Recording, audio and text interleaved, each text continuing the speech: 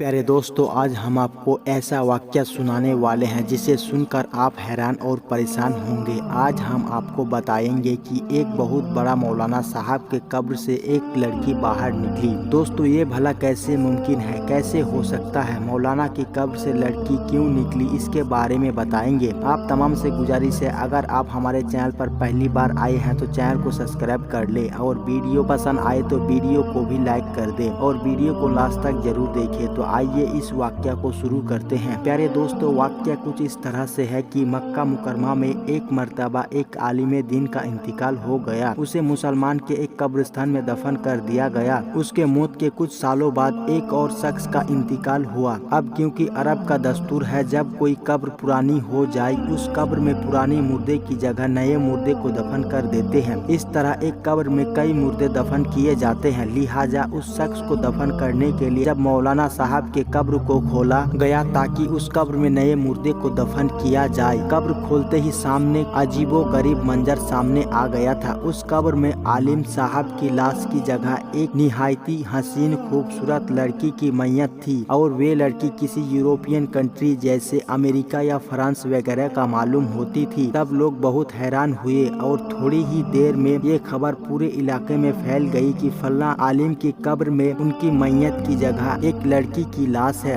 लोग दूर दूर से ये मंजर देखने के लिए वहां पहुंच गए। दोस्तों, जब ये खबर फैलने लगी कि आलिम साहब की कब्र से लड़की निकली है तो आसपास के लोग वहां जमा होने लगे। इत्तेफाक से वहां फ्रांस के एक मुसलमान भी मौजूद था जो हज के इरादे से मक्का मुकरमा आया हुआ था। उसने जब लड़की की सूरत देखी तो कहा, मैं इस लड़की को जानता हूँ, फ्रांस के रहने वाली है, इसका पूरा घर ईसाई है, लेकिन ये खुफिया तौर पर चुपके से मुसलमान हो गई थी। इसने मुझसे ही इस्लाम की कुछ किताबें पढ़ी थी, फिर कुछ दिन बाद बीमार होकर मर गई। फिर इसके घर वालों ने ईसाई की कब्रिस्तान में दफन कर दिया था और वे अजीब बात यह है कि अब इसकी लाश मक्के में पहुंच गई है। लोगों ने इस मैयत यहाँ होने का वजह ये हो सकता है कि ये नेक और मुसलमान थी, लेकिन फिर आलिम साहब की मैयत कहाँ गई, उनका लाश का क्या हुआ। किसी ने कहा हो सकता है कि उनका लाश उस लड़की की कब्र में चली गई हो। वे जो फ्रांस का मुसलमान था उसने कहा, मैं कुछ दिनों में हज से फारिग होकर अपना मुल्क जा रहा हूँ, मैं उस लड़की की घर वालों से मिलकर उसकी कब्र की कुसाई कर देखूंगा कि आखिर मामला क्या है, यानी लड़की की कब्र को खोलकर देखूंगा आखिर माजरा क्या है। लोगों ने कहा ठीक है और उन लोगों ने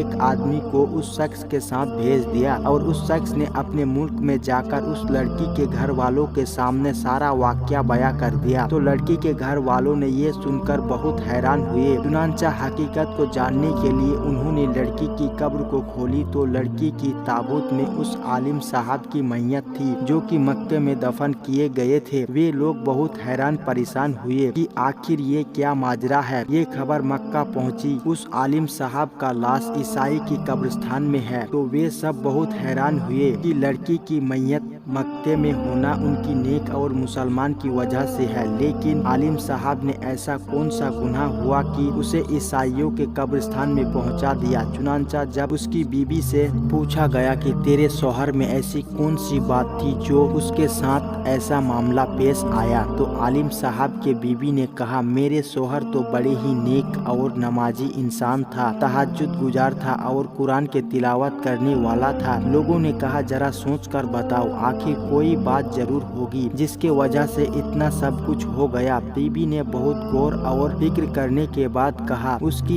एक बात हमेशा मुझे खटकती थी, जब भी उस पर गुस्ले जनाबत वाजिब होता था तो नहाने से पहले कहता था कि ईसाई के मजहब में ये बात बहुत अच्छी है कि गुस्ल वाजिब नहीं होता, हमें तो सर्दियों में भी नहाना पड़ता है। हो सकता है अल्लाह ने उन्हीं के दरमिलन पहुंचा दिया हो जिनके तरीके को पसंद करता था और उसे इस्लामी तरीका उसे ठीक नहीं लगता था। दोस्तों, हो सकता है लोग इस वाक़या पर इत्तेफाक ना करें, लेकिन हम सबको प्यारे आका हजरत मोहम्मद मुस्तफ़ा सल्लल्लाहु अलैहि वसल्लम के इस हदीस मुबारका से कौन इनकार करेगा।